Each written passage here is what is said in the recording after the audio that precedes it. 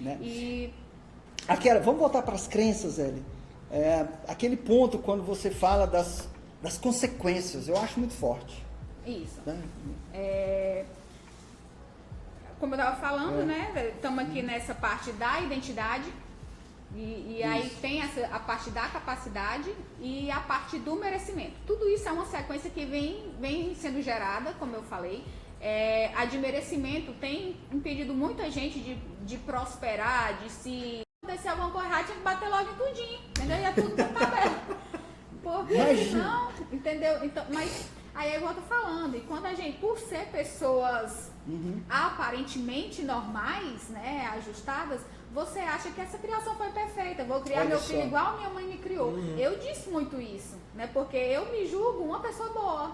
Então eu falo, minha mãe me criou com limite, a minha mãe nunca me alisou, a minha mãe, então tem que ser assim. E hoje eu me pego para a sociedade serializar um filho, mas eu não vejo como isso. Eu vejo mãe Nutella, né? isso, para as pessoas sim, mas não. Quando você entende as crenças, marcos emocionais, você ressignifica muita coisa. Porque hoje, quando a gente olha o número de casais que vivem sem afetividade, hoje tem muitos casais, muitas famílias, de aparência, né? a aparência, porque estão pautadas em outra coisa, mas não afetividade, porque não sabem viver isso, porque estão dentro de crenças limitantes. Estão presas, né? E se acostumaram a viver frustrações, e com isso levam consequências aos filhos. É exatamente isso que a gente está falando, porque é inconsciente. Então, a gente está tentando falar desse assunto, porque para que eu possa entrar no outro, eu tenho que compreender que há em mim algo que me prende dentro do negativo. E eu vou tentando fazer de tudo para amenizar essas minhas frustrações, esse meu desprazer. E para que eu possa virar essa chave, eu tenho que quebrar essas crenças limitantes. Ou seja, para você se livrar, entendeu? Você tem que fazer a parada acontecer. E muitas pessoas demoram ou chegam até a nunca identificar essas crenças, esses traumas, porque isso nem sempre ele vai te afetar de forma generalizada. Isso. Nem sempre ele vai afetar todas as áreas da tua vida. Tá? Às vezes você pode ser muito bem sucedido financeiramente, mas tem um problema afetivo, ou então você é realizado profissionalmente, mas tem um problema com finanças, de não saber administrar bem. Então, assim, isso não necessariamente afeta a tua vida por completo. Então, são pontos. São pontos, e as pessoas demoram a entender isso. Eu conheci uma advogada talentosíssima, assim, que ela, nossa, muito, muito, muito inteligente. Ela fazia todo o trabalho praticamente de uma equipe de advogados, ela conseguia fazer tudo. Ela trazia toda a argumentação no dia do júri, no dia da audiência, mas ela não se achava capaz, ela não conseguia tá ali. Crença de merecimento. De capacidade. Capacidade. Ela não conseguia estar ali diante de quem estava no julgamento, porque ela acreditava que se ela tivesse diante, ela não ia conseguir argumentar, sendo que era ela que dava toda a argumentação para o outro ir lá. A base de tudo era ela. E ela que dizia, você vai falar isso, e se ele argumentar isso, você vai se basear na lei tal, de tal forma, de tal forma. Então, assim, ela instruía. Ou seja, ela dava por escrito tudo que o homem não tinha falado. Ela falado. orientava antes disso, ela dizia tudo que tinha que ser feito, mas ela não conseguia ir lá, entendeu? E fazer. Olha que interessante, gente. Isso aqui acontece no nosso dia a dia. Por quê? Quando eu tenho uma crença limitante, ela me coloca em um estado de defesa, né? E esse estado, ele me limita. Ele realmente cria esse bloqueio emocional que os pensamentos somem, a coragem acaba, o medo toma o poder. Toma de conta. Isso é muita coisa em nossas vidas. E isso é inconsciente. Se eu não sei o foco disso, eu termino vivenciando isso em várias situações da minha vida. E nós temos que entender que tudo isso afeta no convívio, afeta na minha autoimagem, no meu amor próprio. Imagine essa pessoa quando ela ficava frustrada e não dá conta. Entende? As consequências disso tudo. Ou seja, eu entender que equilíbrio emocional é eu saber aquilo que me limita, aquilo que me impede de mudar e qual caminho eu tenho que seguir. Nós estamos trabalhando aqui os problemas e as limitações, estamos em crenças. tá? Nas crenças limitantes, aquilo que aconteceu na infância e gerou hoje em dia. Eu tenho pessoas que perderam o pai quando era criança e aquilo gerou um estado de agonia, que nós vamos explicar daqui a pouco, que é um dos passos das frustrações, que ela não conseguia se conectar com o outro. Aquilo que nós falamos, se eu não tenho compreensão dos meus traumas, quem vai escolher os meus relacionamentos é o meu desejo. O meu desejo, ele sempre vai estar pautado em um mundo fantasioso. Esse mundo fantasioso, ele é totalmente diferente de uma realidade. E quando eu entro nesse mundo fantasioso, que é a expectativa, Sim. e caio na realidade, vem as frustrações. Aí é só buraco adentro. Isso por conta de crenças limitantes que foram feitos marcos emocionais quando criança, sem escolha. Entende, gente? Eu vou falar mais um ponto que a gente tem que abordar, porque hoje a religiosidade, ela traz muita limitação. O primeiro foi o que Deus existe. O primeiro é Deus que existe. A outra é olhar para a Bíblia. A Bíblia é a palavra de Deus. A Bíblia é a verdade. Olha isso, hein? Tem ninguém já me olhando ali. Que é isso, senhor? O que é que tu acha aí? A Bíblia é a palavra de Deus? Ela é a verdade? A palavra? Sim ou não? Ela é a palavra de Deus? Ela é a verdade? Sim ou não?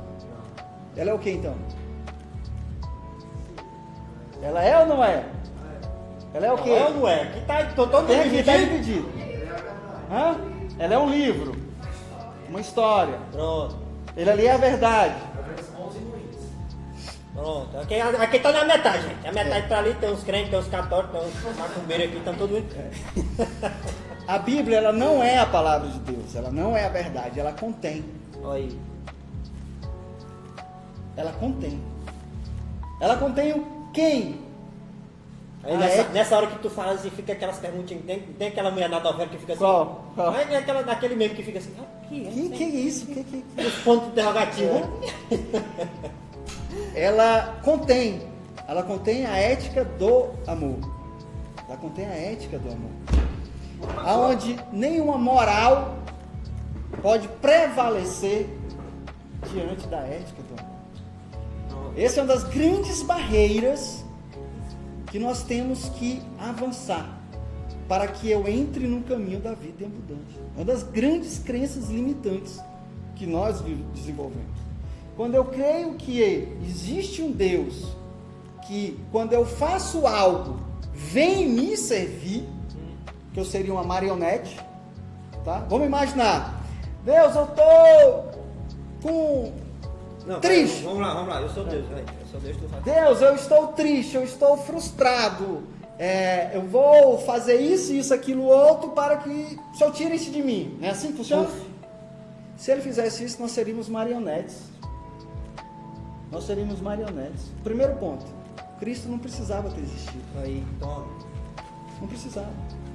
Porque bastava eu fazer algo naquele que existe e ele viria e faria por nós. Ele, Senhor. E razida no monte, moço. Eu vou ensinar como a gente ressignificar isso. A gente pode continuar, mas de uma visão diferente. Aí. Porque, até no conceito psicológico, quando eu alimento um problema que eu tenho, quando eu falo muito dele, eu estou alimentando meu lado negativo. Aquilo que eu quero mudar, eu estou alimentando, eu termino sem mudar. Como é, pai? Quando eu faço uma campanha de oração para tirar algo, e eu começo a focar muito naquele problema, Sim. eu termino alimentando mais aquele problema. Mais ainda. Mais aquele problema. Tá? E como eu falo, vamos lá, eu fiz uma campanha porque Deus existe, eu estou buscando nele, ele vai fazer. O que não é errado, viu, gente? Nós vamos ressignificar tudo lá no roteiro. O louvor e a adoração. Não, muito pelo contrário. Ele é tudo. Ele é tudo. Toda nossa base do material é ele. Eu acho lindo. Quanto mais eu estudo, mais eu me apaixono por ele. Sem ele, nós não viraríamos a chave. Só que ele deixou tudo. Ele só agora, nos ensinar sinceramente, a né? cadê ele no nosso dia a dia? Cadê? O que está acontecendo que não estamos vivendo ele? De onde estás? Porque o processo está errado. Por conta das crenças limitantes. Então, quando eu faço algo esperando algo em troca, a gente cria causa e efeito. E essa causa e efeito me tira a responsabilidade, me coloca em uma posição de limitação, dentro de crenças limitantes, tá? E eu deixo de fazer aquilo que eu tenho que fazer. Então, quando eu entendo que a Bíblia não é a palavra, mas ela contém, eu vou focar nele. Nele. Não numa moral. Não numa moral. Porque senão, gente, lá tem todos os conceitos para você julgar, preconceitos, para você montar qualquer visão que você queira dentro da moral. Verdade. Agora, se eu ler qualquer passagem com a visão dele, aí você muda tudo, ó. E aí, Luciano, não é à toa, bicho, porque que hoje em dia tem várias denominações evangélicas que, tipo assim, numa igreja tal você pode fazer uma coisa, aí em outra igreja tal você já não pode fazer outra coisa. Ou seja, dentro da Bíblia eles encontram justamente isso aí que você falou. Tem aquelas coisas, não, aqui na minha igreja a gente pode fazer isso porque ele encontrou um textinho ali na Bíblia que mostra para eles que pode fazer. Como a Fabi está falando aqui, ó, tornamos Deus um gênio da lâmpada. Aí, verdade. Né? Pega aqui assim, ó, Deus. Hã? Pode. Então quer dizer que faz de interpretação de cada um. A doutrina é feita a partir da interpretação de cada um, a visão de cada um. Não, a doutrina não, mais exemplo, hoje há inúmeras instituições. Justamente. É porque cada um interpreta a moral, A moral. não a ética. Quer ver? Deixa eu te explicar. Mas o que não está certo, de cada um interpretar do seu jeito, porque senão Deus seria marionete. Tipo, eu faço dele o que... isso me convém. Então, isso pode, entendeu? Você ia determinar o que está certo, o que está acontecendo muito hoje em dia. Deixa eu te explicar. Mas a palavra não é única. É para ser um. A ética é. Justamente. Mas deixa eu te mostrar uma visão então em cima da ética e da moral.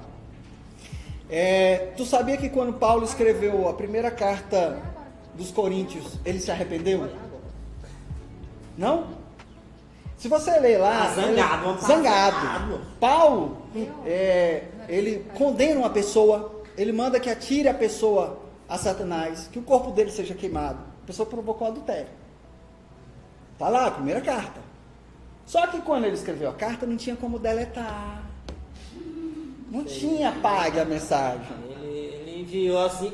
Eita, só enviou. Como tu sabe disso? Lê a segunda carta. Lê a segunda carta. A segunda carta, logo no capítulo 2, ele está assim: não se entristeçais comigo, me perdoe, porque eu estava sob forte agonia e aflição. Não condenem aquele jovem, muito pelo contrário, busquem para que ele não fique em tristeza profunda. Olha. Agora, se você não tem esse entendimento, quando você lê só aquela primeira carta moral, você tem todo o conceito hoje de julgar e condenar. Porque tá Na moral bíblica. Entende a diferença? Vamos lá, Paulo condena o adultério. O que é que Jesus faz no adultério? Quem tiver pecado, que atire a primeira pedra. Aquele texto, se eu fosse entrar aqui, primeiro ponto, pegaram aquela mulher adultério, colocaram só um lençol, alguma coisa. não julgou, Olha só que interessante, Cristiano. Os caras levaram ela para Jesus. Mas existia naquele local, naquela cidade, locais próprios para o apedrejamento. Jogar pedra nela. Por que não levaram ela para aquele local, levaram para Jesus? Justamente para tentar desmascarar Jesus. Exatamente. Entende? E é interessante que, pegasse essa abordagem, eu entrei, ali tinha doutores da lei, tinha não sei o que e tal. Jesus, ele se ajoelha, né? E escreve. Na minha visão, ele escreveu algo significativo. Não tem o texto para nos falar o que ele escreveu. Mas foi algo, porque botaram. Só que eu tenho que entender, naquele local, poucos sabiam ler. E todos não compreenderam. E ele teve que se levantar. E é exatamente isso que nós vamos entrar daqui a pouco no roteiro. É essa ética do amor que se levanta. Imagina, a ética do amor que se levanta. Cara, como hoje nossa sociedade está precisando se levantar. Como hoje a paz precisando se levantar. Como hoje há esposas precisando se levantar. Filhos precisando se levantar na ética do amor. E ele fala, quem não tiver pecado que atire a primeira pedra. Ou seja, Não teve nenhum. cara, eu não posso julgar ninguém. Verdade. Eu não posso condenar. Porque para mim julgar, para me condenar, eu estou julgando diante de um conceito meu, de uma moral minha. Não de ética do amor. Entende? Dentro da moral bíblica, eu tenho todo o conceito que eu quiser. Lá me mostra o quanto eu sou pecador. E por isso que eu sou perdoado incondicionalmente. Nós vamos entrar nisso, nesse fundamento. Porque lá me mostra o tanto que eu sou amado incondicionalmente. Ou eu vou falar que Paulo é maior que Jesus. Porque se eu falar que a moral é maior que Jesus, eu estou falando que Paulo vale mais que Jesus. Que Pedro vale mais que Jesus. Que Moisés vale mais que Jesus. É isso. Ou eu falo que a moral, que é a base de tudo, ou é ele. Ou é ele. A moral bíblica, se eu fosse pela moral bíblica, eu podia te julgar, porque tu tá usando cordão e esse reloginho de hoje, né? Isso aí é vaidade. Aí, tá tudo ali na moral Mas bíblica. é um caso religioso, né? Não, pois é, mas tá na Não, moral bíblica. mas o conceito, eu vou entrar hoje, daqui a pouco quando a gente pegar no roteiro das frustrações, um deles é culpa. Tá? A culpa está muito pautado em cima da moral bíblica. Não sou eu que estou falando, é a ciência. Essa culpa hoje é que mais proporciona a somatização. A culpa está totalmente ligada à depressão. Entende? Vamos lá. Se eu falar que isso aqui é certo ou errado, não sei. Eu não tenho nenhum fundamento para que eu possa falar que é certo ou errado. Agora, se eu falar assim, bom, para estar certo eu tinha que ter uma tela e um teclado. Aí ele está errado. Para ter culpa, tem que ter algo que acuse. Entende? E é justamente isso que a gente está falando desde o princípio. Tudo está entrelaçado. Essa parte religiosa, ela é uma das maiores crenças limitantes, porque a gente nasce e cresce vivendo isso. E ela está aí dizendo, vai regindo toda a nossa vida, ditando as regras, né? E é como ele fala, e a ética do amor, onde fica? Porque Jesus veio e perdoou, né? Ele escolheu aqueles que eram apontado o dedo quando ele mandou, quando ele chamou Mateus, que era um cobrador de impostos, Só quando chamou, ele pediu para Zaqueu descer, não chamou nenhum religioso. quando pediu para Zaqueu descer também. Então, assim, as pessoas escolhidas por ele, ele queria o coração, ele sabia que ainda que aquelas pessoas não estivessem pelo caminho certo, ia ser conhecendo ele que ele ia conseguir mostrar isso. Ele é. Assim como Paulo, né? Paulo ele era perseguido os cristãos, ele era totalmente Exatamente. Exatamente. E ele teve que aprender a caminhar, que é o que nós estamos fazendo. Vivenciá-lo é exatamente saber que eu estou num caminho. O que ele falou? Eu sou o caminho, a verdade e a vida. Eu sou um caminho, não tem começo nem fim. A verdade dele, não a minha. A minha são essas crenças limitantes. A minha natureza é o negativo. É meu. E é por isso que eu sou pecador. É por isso que eu erro. Porque é a minha base. Está aqui o que a ciência, o que a Ellen está falando. Ou seja, não é a verdade minha. É a verdade dele. E Paulo mesmo falou, né? Sejais imitadores de Cristo. De Cristo. Como eu sou dele. É ética do amor. Sim. É acolhimento. Entende? É perdão incondicional. Nós vamos abordar isso. Nós vamos fundamentar isso também. Porque senão eu fico preso à moral, a regras. E eu Você nunca... vê aquele filme, né? O Alto da Compadecida. Mas ali ele retrata realmente uma verdade. os religiosos foram pro purgatório ainda para ser perdoado, né? O que saía matando todo mundo, como é o nome lá, o cangaceiro, né? O pistoleiro lá, foi direto pro céu. Por quê? Porque a história dele não tinha como ele ser um homem diferente. Onde ele nasceu? O que ensinaram para ele? Né? Não veio ninguém para mostrar o contrário, para conduzir ele por um caminho diferente. Então ele não teve opção. Então é tudo isso que a gente vem falando, que o que a neurociência está aí nos mostrando. Testificando. E é por isso que a gente tem essa preocupação com as crianças. Né? Até falei para o Luciano que nós precisamos elaborar aí também um material muito bom para a criança, porque as crianças vão ser o futuro da humanidade, da sociedade. Então nós temos que prepará-los emocionalmente para isso. E os pais estão completamente despreparados emocionalmente. Como é que eles vão conduzir um filho? Você pode perceber que a cada geração está mais doente. As gerações que vão surgindo, elas estão cada vez mais doentes. Porque a gente vai acreditando numa tese ou criando uma forma, como eu acabei de falar, julgando, a minha criação foi ótima, porque eu sou uma pessoa assim, e os meus traumas e as minhas limitações e tantas coisas que eu tô mascarando, que nem eu mesmo consegui enxergar ainda, eu vou transmitir para o meu filho ou eu vou parar aqui e mostrar para ele que o caminho dele pode ser diferente, pode ser melhor? Eu, antes de ser mãe, antes de estudar esse material, eu vi uma criança que empurrou o menino e puxou o cabelo e quase matou o menino, a mãe foi lá, pegou e abraçou. Eu digo, que é isso? Por isso que esse menino é violento desse jeito. Esse menino sai fazendo, achando que pode fazer todo mundo, porque faz isso e recebe um abraço. Quando eu fui estudar, eu digo, meu Deus, que mãe sábia. E como eu sou leiga, entendeu? Porque como é que eu vou te ensinar que não pode bater batendo? Como é que eu vou dizer, você não pode bater e bato nele porque ele não pode bater? E quebra o dente do menino com o... Então, eu estou dizendo a ele, o que eu estou dizendo a ele? Ele não vai aprender com o que eu estou falando, ele vai aprender com o que eu estou fazendo. Eu não posso dizer, filho, você não pode ser agressivo se eu sou com ele.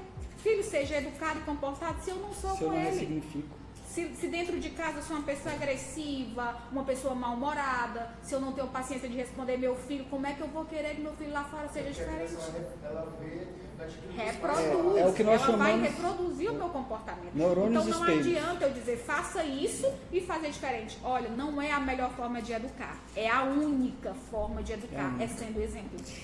Isso é interessante. Dá aqui um alô. Rayane, show. Vamos continuar, que tem muita coisa. Qualquer dúvida, manda aí, tá? Já passou realmente 1h30 aí e estamos no comecinho. E eu gostei aqui o que a Luana falou. Jesus chamou os improváveis. Cara, ele é muito doido, sabe? Ele quando a gente vai entendendo, vai estudando ele, a gente percebe quanto amor incondicional ele despejou. E hoje, como que a gente fica tão preso em uma moral que a gente deixa de vivê-lo? Nós vamos mostrar cientificamente que não tem como viver a vida em abundância pautado na moral. Difícil. Não tem. Tu acha que Deus erra? Deus não erra, cara. Olha só. Vamos lá, já que a gente vai chutar o pau da barraca, né? Vamos chutar o pau da barraca. Os 10 mandamentos. Hoje que o pessoal me chama de desviado. O que serve os 10 mandamentos? Olha, ele chega e me olha assim.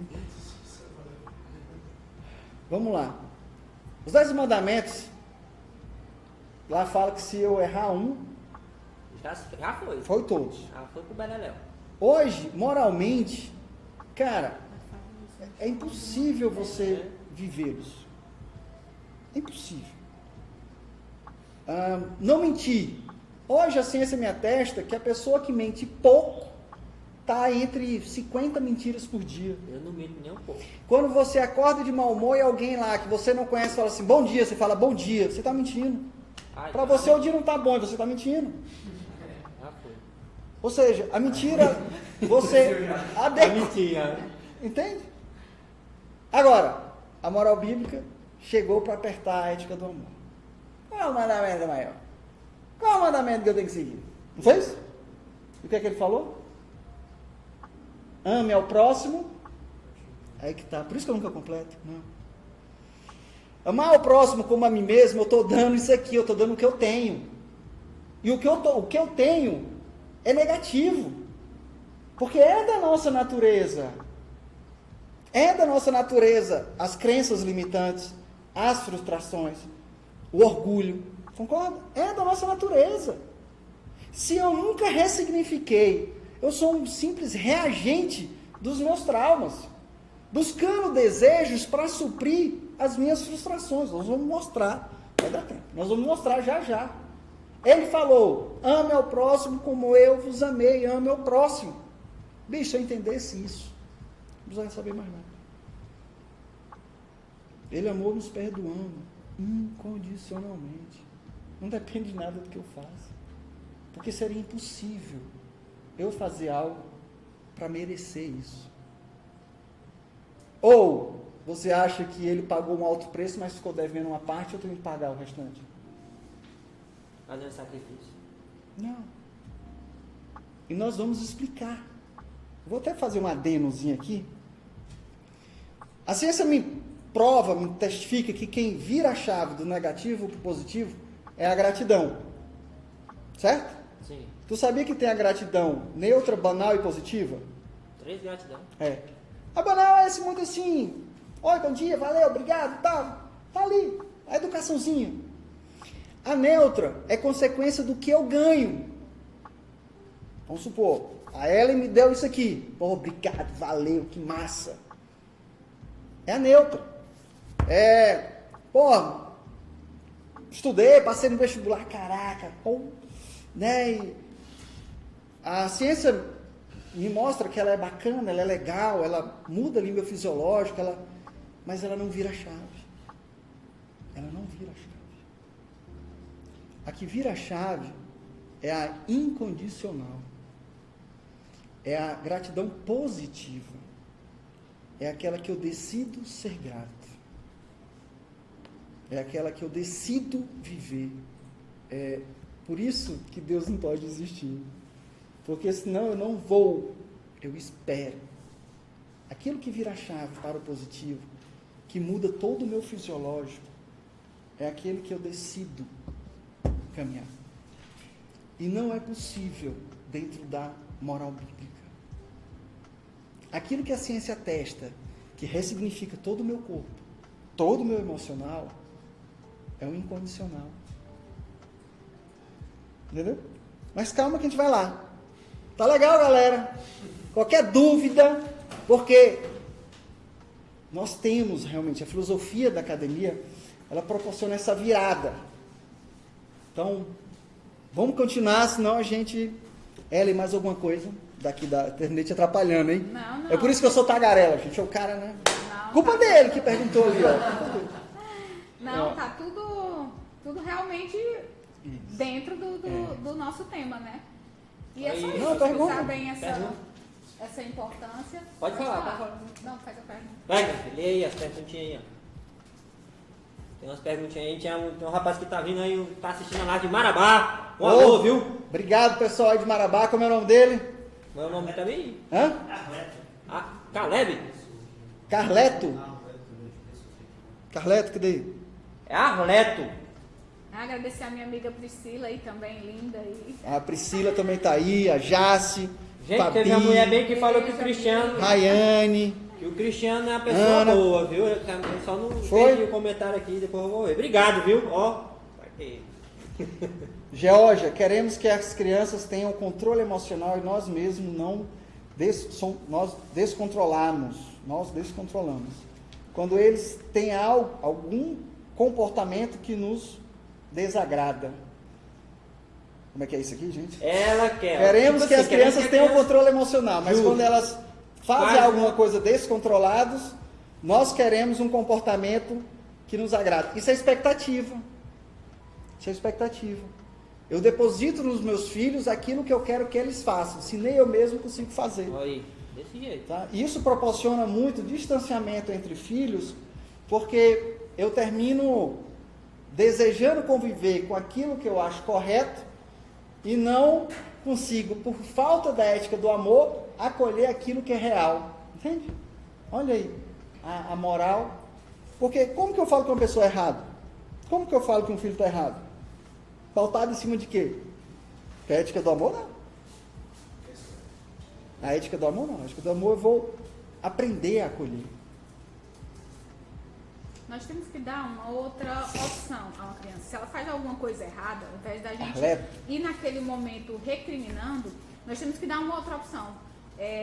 Filho, isso não é legal, e dar uma explicação, né, plausível, porque hoje, eu não sei se no seu tempo você é bem jovem, mas no meu tempo, mas por quê? Porque sim, entendeu? Eu não tinha uma explicação. Se as crianças perguntavam, é o menino que pergunta, que bom que ele pergunta, e que bom que ele está perguntando a pessoa certa, a pessoa que pode dar uma informação, entendeu, verdadeira. Então nós temos que ter essa preocupação. E a gente vê que isso está cada vez mais escasso. Os pais não têm tempo para os filhos, eles estão terceirizando esse serviço. O tempo que tem, já estão bem cansados. E não, mas eu estou fazendo tudo isso para dar o melhor para o meu filho. Como assim para dar o melhor? Será que o melhor realmente é o financeiro? Claro que a gente quer dar, sim, conforto, uma boa saúde, uma boa educação para o nosso filho. Mas isso não vai fazer do nosso filho inteligente emocionalmente, equilibrado, entendeu? Emocionalmente feliz, não. Então nós temos sim que renunciar em algum momento e dedicar um tempo de qualidade aos nossos filhos e ter paciência para responder, né? Parar com esse negócio de porque sim, dar-se uma explicação. Uma vez a minha mãe me criando, por que tu tem que estar explicando isso para um menino desse tamanho? Tipo assim, não é não, porque ele precisa saber por que não. Se ele souber, ele vai concordar comigo. Se eu disser só não, ele vai discordar e depois vai fazer quando não estiver na minha frente. Nós temos que conquistar o respeito dos nossos filhos e não o medo. Se nós estamos ali sempre recriminando, obrigando, castigando ou punindo, eles não vão fazer aquilo na nossa frente, por medo. Mas quando não tiver, eles vão fazer, porque eles não nos respeitam. E eu fico feliz, né? O meu filho às vezes vai brincar na casa da vizinha lá da avó dele. E no dia que eu fui buscar, o menino disse assim, por que a senhora não deixa ele assistir o Lucas Neto?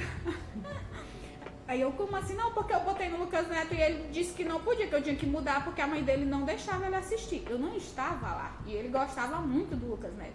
Então pra mim foi muito prazeroso ver que meu filho entendeu, acolheu e compreendeu a minha opinião. Então, eu vi, estou no caminho certo, porque mesmo quando não estava, ele não deixou o coleguinha assistir e pediu para mudar isso que não podia. Agora, se no dia que meu filho pediu, eu falo, por que não?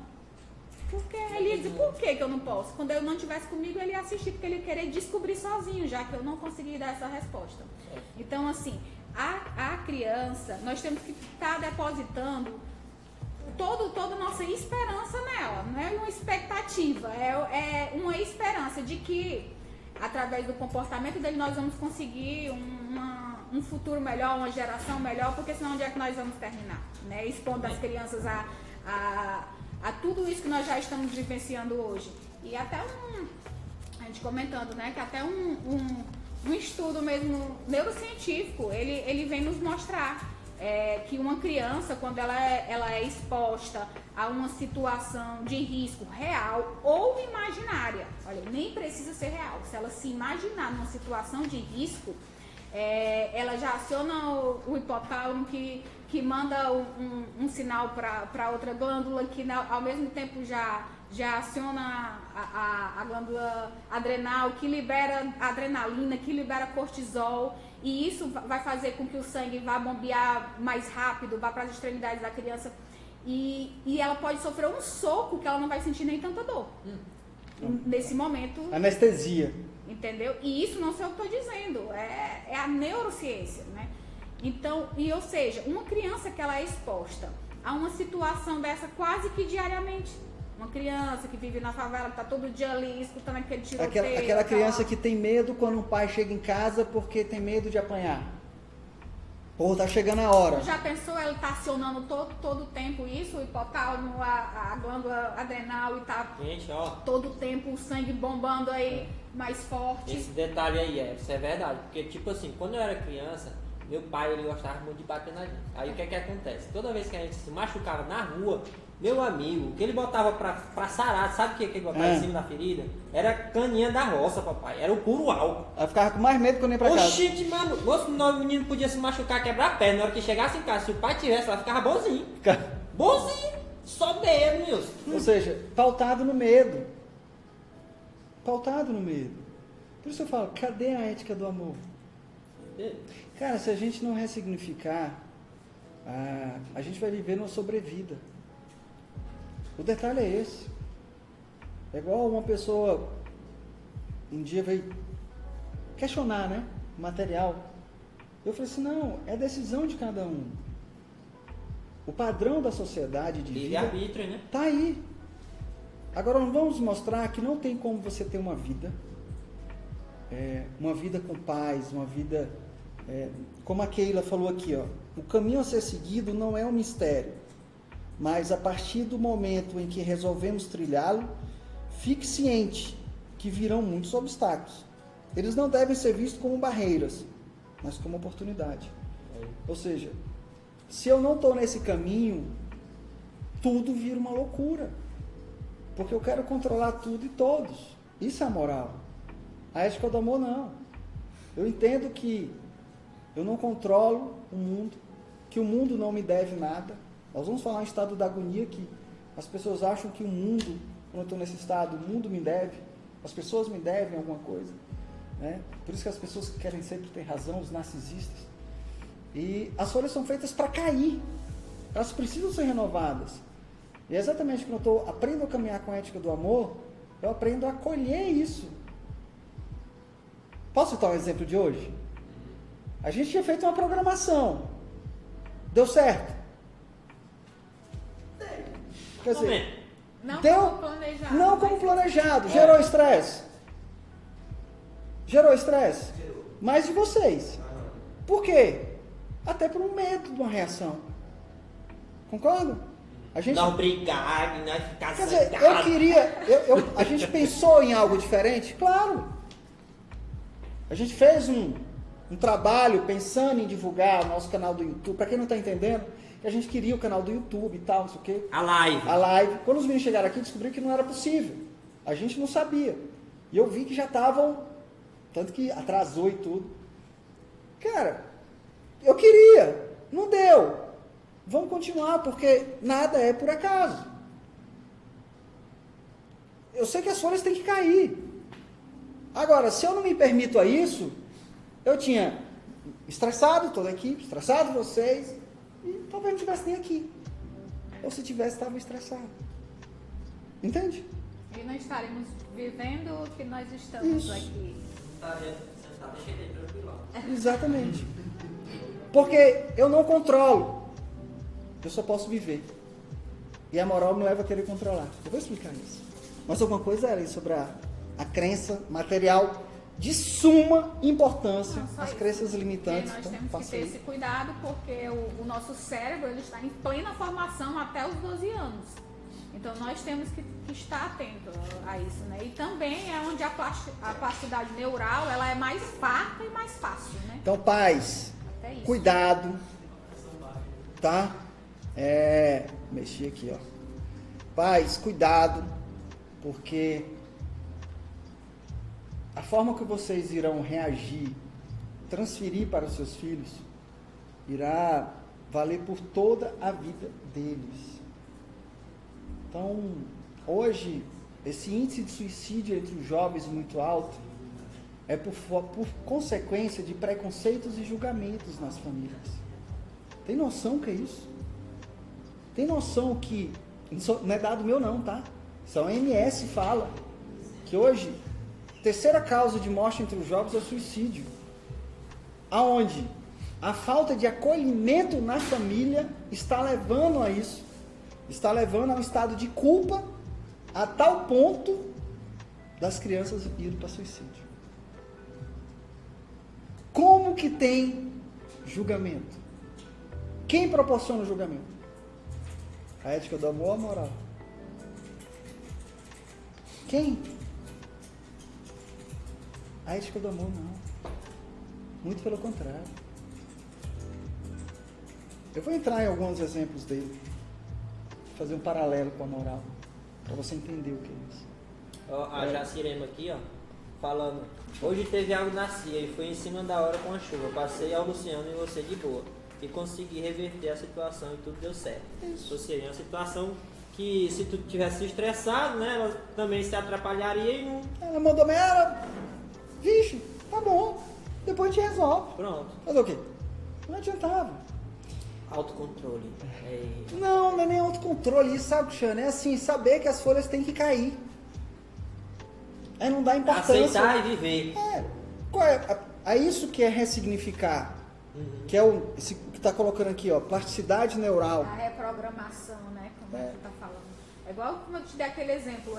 Uma pessoa, quando ela é feliz, quando ela tem essa programação de ser uma pessoa feliz, por mais que aconteça coisas difíceis por algum momento, ela vai voltar a ser feliz. Ela vai conseguir lidar com aquela situação. E já uma pessoa que ela está programada para ser mal-humorada, para ser triste, pode acontecer coisas boas e ela nem vai vivenciar com tanta intensidade. Rapidamente ela vai voltar ao seu estado original, né? Que é o estado do contentamento, né? O de programação, já é por isso que nós precisamos fazer essa reprogramação. Porque geralmente ele está programado para ser aquilo. É igual, como eu falo, essa crença limitante. Às vezes, você vai ser um falido porque seu pai é. Então você passa a viver aquilo, acreditando naquilo. Por mais que você desempenhe, pense que não, eu não acredito nisso, eu não guardei isso pra mim. Aí você monta um negócio e você acredita que vai ser diferente. Aí lá na frente o negócio desanda e você acha, maldição hereditária. Entendeu? Não é. No fundo você disse que não acreditava, mas dentro você estava programado para isso. Né? E você, em algum momento, perdeu ali as rédeas das coisas e isso volta a acontecer. Quando a pessoa ela é programada para ser bem sucedida, ou profissionalmente, ou financeiramente, às vezes a coisa desanda, quebra, falha, abre outra coisa e prospera grandemente outra vez. Porque ela está programada para o sucesso. Está programado para vencer, para a vitória. Então é isso que nós temos que estar programando. Então tem pessoas que são programadas para ter sucesso e outras não. É a pessoa que é uma autoprogramação. É você que não tem está o controle destinado. Deus. É inconsciente. Isso, Deus não determinou. Você vai ser um fracassado, um falido e você vai ser vitorioso. Deus não determinou isso. Deus deu o livre-arbítrio. Então, por isso que eu estou falando que muitas vezes você acredita, é uma crença limitante dizer que foi uma maldição hereditária. Se aconteceu comigo, que aconteceu? Não. Talvez você reproduziu o mesmo comportamento. Uma filha de prostituta aí, às vezes, tá aí, é igual a mãe, o pessoal julga logo, né? Isso é uma maldição hereditária. Não, ela reproduziu um comportamento que ela viu dentro de casa. A mãe dela não tinha um companheiro que era fiel, que era... estava ali junto com a mãe, dando amor e tudo. Foi o que ela aprendeu. Então ela acaba reproduzindo esse comportamento. Isso não é uma maldição hereditária, é uma programação.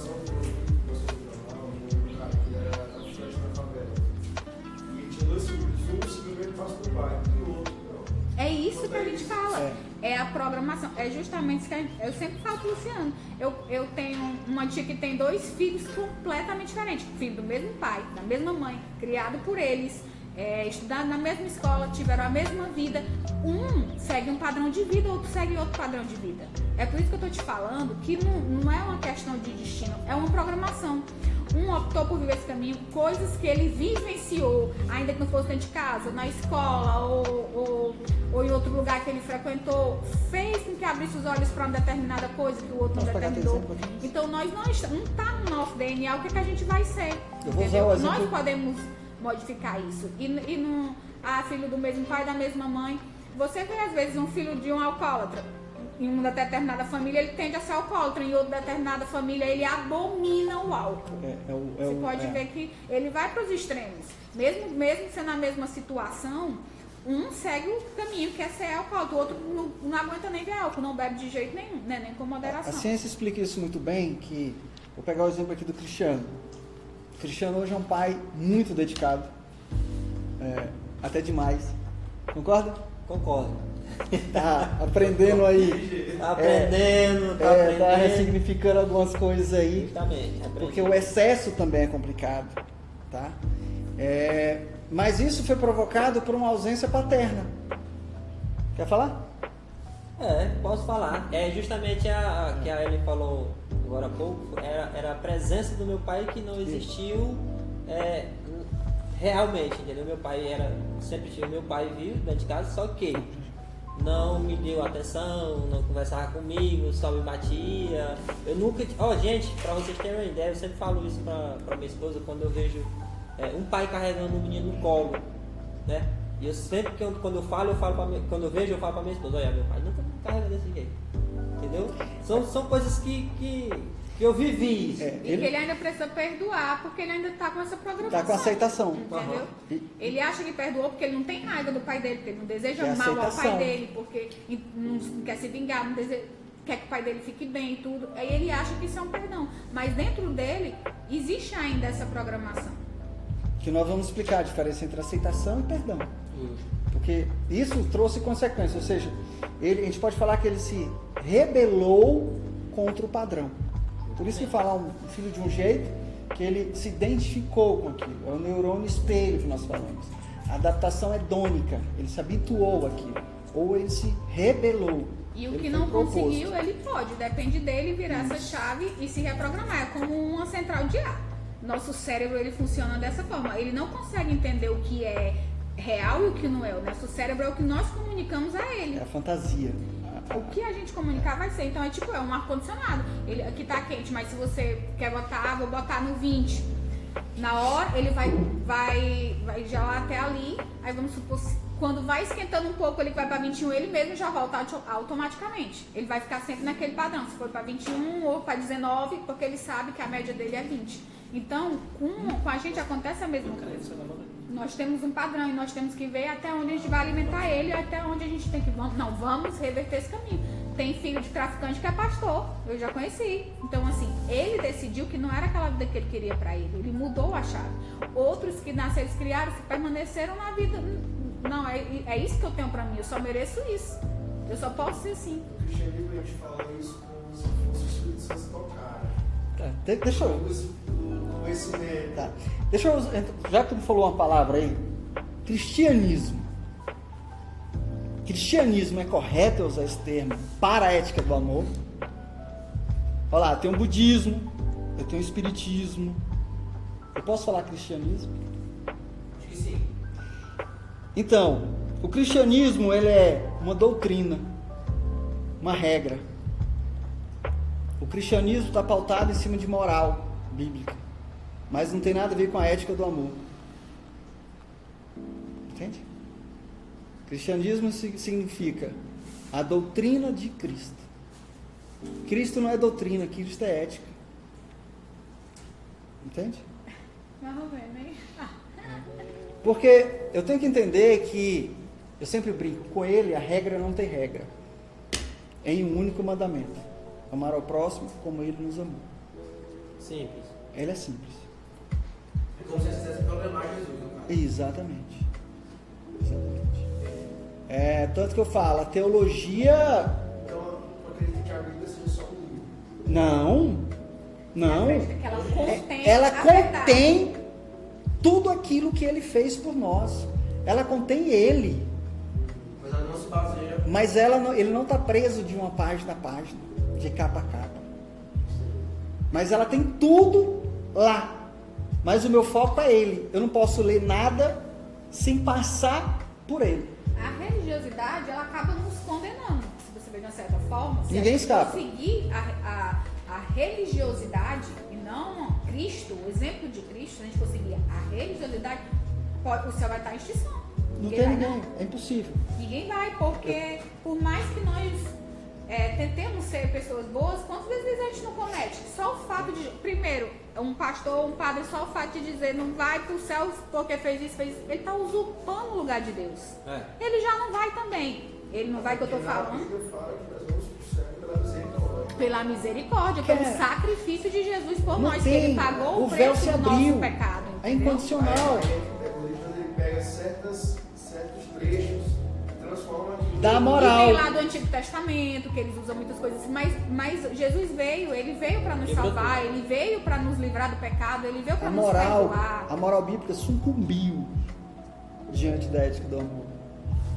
Eu tenho que entender que a moral bíblica sucumbiu É igual diante se da fosse ética do amor. sobre mentira. Mentir, a gente sabe para mentir todo dia. E aí, por exemplo, a igreja sempre fala assim, o cara fala assim, a diferença do cristão pro mundano, vou falar assim, é que o cristão, ele tem, quando ele está com problema, ele tem que recorrer, que é a Deus. E o mundano vai recorrer a quem? Ele tem o mesmo Deus, ele só não conhece. Pois né? é, É isso que incondicional. você fala, dessa questão. Não, e é incondicional. Não, eu tô entendendo o que é que tá É dizendo. isso que eu vou explicar para ele. Vai lá. É isso que eu vou explicar para ele.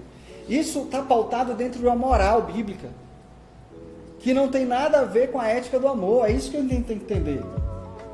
Tá? Foi uma graça. Sabia que a palavra graça, gratidão, sabe? Não é? Graça, gratidão, não é bacana? Ela não tem na Bíblia? Ela não tem. Dentro da Bíblia? Não tem. Graça não tem.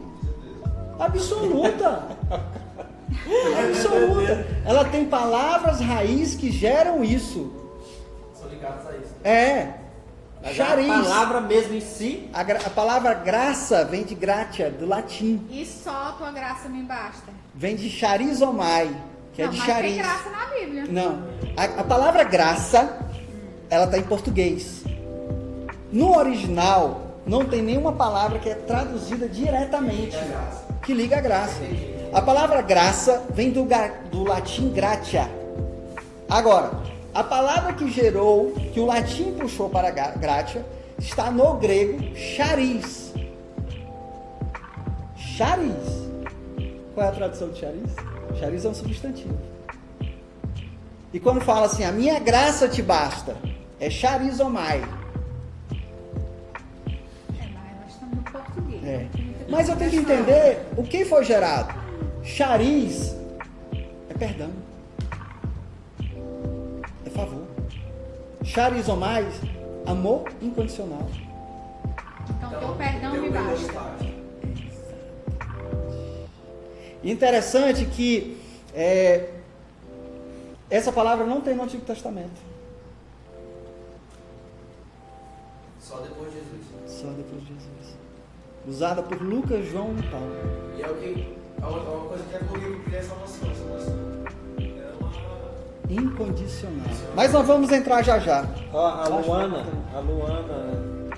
Cozinha, parece, o nome dela aqui, falou assim: Jesus quebrou as regras, mas jamais os princípios. Top. Luana, passa aí. Passa o material aí. Gabriel. Tá? Mas a gente vai entrar nesse ponto. Porque quem vira a chave é entender a gratidão. Ela vira. Nós vamos construir. E se não, se a gente for analisar, as pessoas na religião também, foi um acidente, morreu, foi permitido por Deus, né? Tudo isso, a gente sabe que nós temos a permissão de Deus em tudo que acontece na nossa vida. Mas é como eu falei, nós temos o livre-arbítrio. Deus, ele nos deu o perdão, mas ele não tirou a consequência do nosso pecado. Exatamente. Então, quando se fala, você está perdoado, não quer dizer, pode pecar que tá... Você vai sofrer as consequências do seu pecado. Tudo que você fizer, você sabe que de alguma forma vai refletir em você. Pra você ter ideia, essa aí, como é que diz, essa parábola aí da semeadura, ela vale para todo, para quem é ateu, para quem é católico, para quem é evangélico, em todo religião, grupo, seja lá o que for, ela só muda a forma de ser falada. Mas quem planta colhe, é o que você faz aqui, você paga aqui, a força a lei do retorno. Então cada um vai ter uma forma de dizer a mesma coisa. Por quê? Porque isso é independente da tua opção religiosa. É uma coisa que eu já vi o Luciano falando na rádio, né? No programa da Denise. Ele fala que se nós não pecássemos, ou se a gente não tivesse pecado, Jesus teria morrido em vão. Exato. Perdão só existe porque tem um pecado. Quer dizer, o perdão só existe porque tem um pecador. O pecador. Não tem nada que nos tire do pecador. Nada. Tu é pecador. Eu sou amado incondicionalmente porque eu sou pecador. Quando eu entendo o perdão, a primeira coisa que eu deixa de ter significância são elogios e condenações. Porque elogios e condenações não vai me tirar nada do que eu sou pecador. As pessoas me perguntam assim: Luciano, eu posso fazer o que eu quiser? Pode. Mas eu tenho uma consequência. Tudo posso, mas nem tudo me convém. Verticalmente está resolvido. O perdão é incondicional, não depende do que eu faça. Porque senão eu nunca vou virar a chave.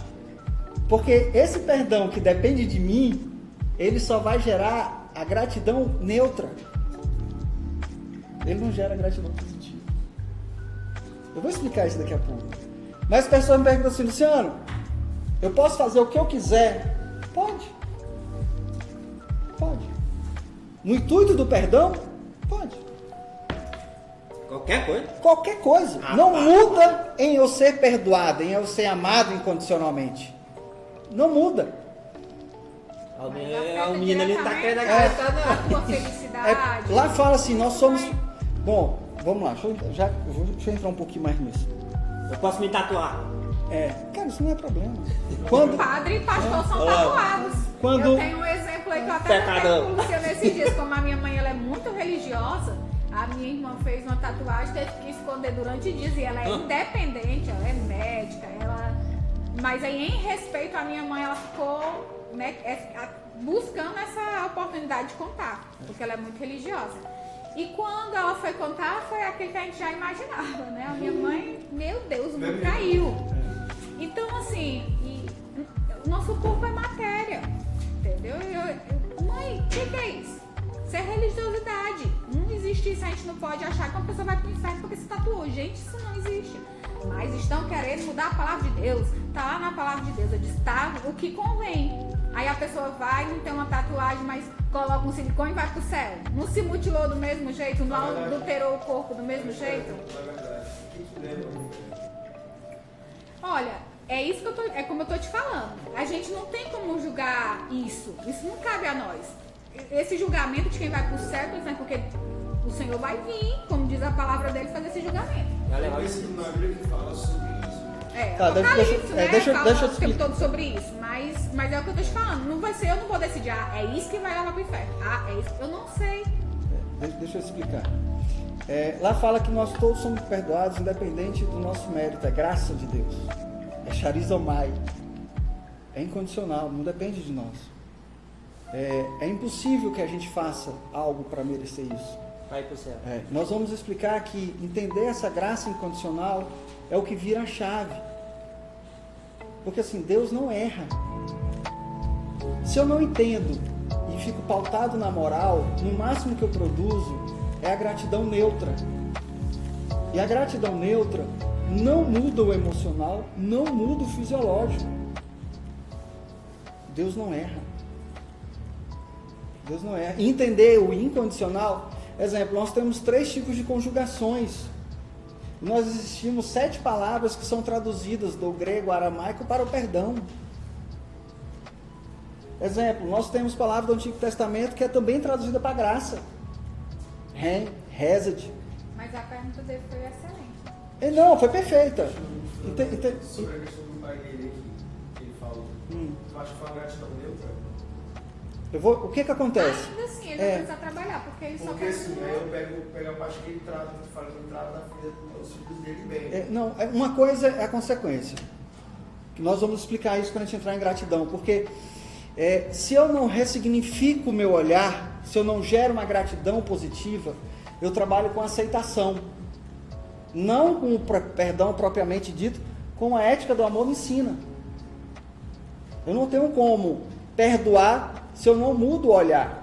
Eu só posso mudar o olhar em cima da gratidão positiva, incondicional, aonde a psicologia e a ciência dão todo o respaldo que é isso que muda o ser humano. E é aquilo que a gente acabou de falar da reprogramação. Isso, ele não queria ser igual ao pai dele. Ele reprovou o comportamento do pai dele. Então, é como eu te falei, são extremos. Ou você copia, ou você abomina aquele... Então, para chegar nesse perdão, que é o perdão máximo que ele fala. Então, não vou ver mal em nenhuma coisa, então. Não, ele vai mostrar isso. Nossa natureza é negativa. A partir do momento que eu aprendo a caminhar no positivo, eu mudo o olhar para tudo. Não quer dizer que eu não vou ter aflições, tribulações, não. Isso tem que acontecer. E ele vai acabar sendo grato por isso. Por isso que aconteceu, porque ele vai enxergar coisas boas que precisou disso para ele ser... Pegar, eu vi uma mensagem que falava assim, que até pegar tudo de ruim que acontece na sua vida, fez com que eu seja essa pessoa hoje, no caso, né? Porque se não tivesse existido, tipo assim, vamos supor, o cara tá na empresa, ele meio que falia numa certa situação lá. E depois ele melhorou aquilo. Talvez talvez se a gente estivesse passando por aquilo, nos deixar no sucesso. E até na palavra de Deus também, exatamente, até na palavra de Deus, tudo coopera para o nosso bem, né? Tudo coopera para o bem daqueles que amam o Senhor. Então, tudo coopera para o nosso bem. E a gente só precisa enxergar isso. Então, às vezes, você é demitido no emprego, no momento você é grato porque você precisava daquele emprego, você não consegue enxergar que isso vai te proporcionar algo maior, algo melhor. Ah, eu vou me capacitar, isso é pequeno para mim, eu sou capaz de ir além, eu vou buscar o melhor. Isso em pra tudo mim. no meu dia. Se você não, você se acomoda com aquilo que você tem. Agora, se eu me habituo, se eu acho que eu tenho que conquistar o próprio perdão, imagino que eu acho que eu... Vamos lá, a crença de merecimento. A crença de merecimento. Entende? Eu me pauto dentro de uma moral para viver essa própria crença de merecimento, tentando tirar o meu estado emocional. Nós vamos falar isso agora. Vamos entrar, vamos que senão a gente vai entrar... Todas essas dúvidas, gente, elas são tops. Perguntem, mandem aqui pra gente, que a gente vai dar continuidade, porque a gente já falta aí menos de 2 horas.